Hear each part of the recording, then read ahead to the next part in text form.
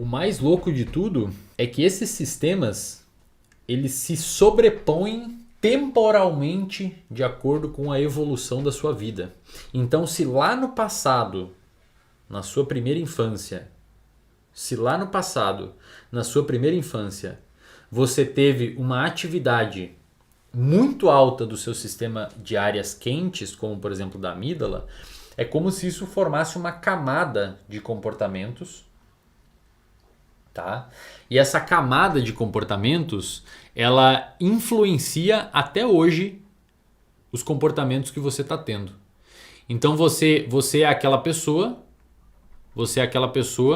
que teve um tipo de trauma na infância relacionado a falar em público, por exemplo, e esse trauma na infância relacionado a falar em público reverbera hoje na sua vida.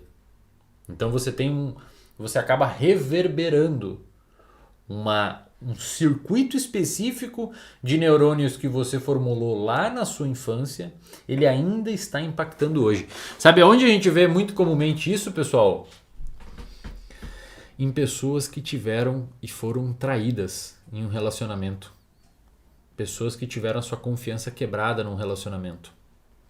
A pessoa muitas vezes fica, parte da vida dela não conseguindo acreditar mais em outras pessoas.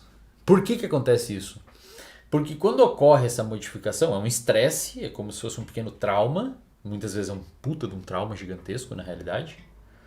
E esse estresse ou esse pequeno trauma, ele forma um circuito específico nas áreas de controle emocional e é como se ali ficasse uma fenda. O cara é super racional, a mulher é super racional em várias áreas e várias esferas da vida, mas quando bate naquele lugar, quando bate naquele contexto, é como se fosse uma ignorância seletiva. A pessoa não consegue controlar o comportamento dela mais. Outros são assim com doce, com alimentos. Outros são assim com falar em público. Muitas vezes é como se você tivesse uma fenda. Você não sente assim às vezes? Como se você tivesse uma fenda comportamental. Uma fenda que você não consegue controlar o seu comportamento. E aí é aquela pessoa que fala assim, cara, eu sei o que eu preciso fazer.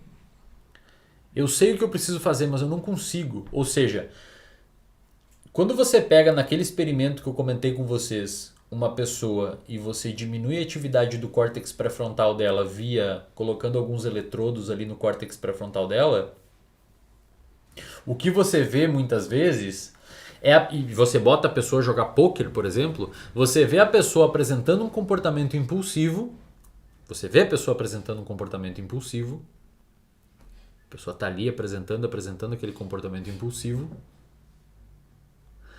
Só que quando você pergunta para a pessoa por que ela está fazendo isso, deixa eu só botar aqui.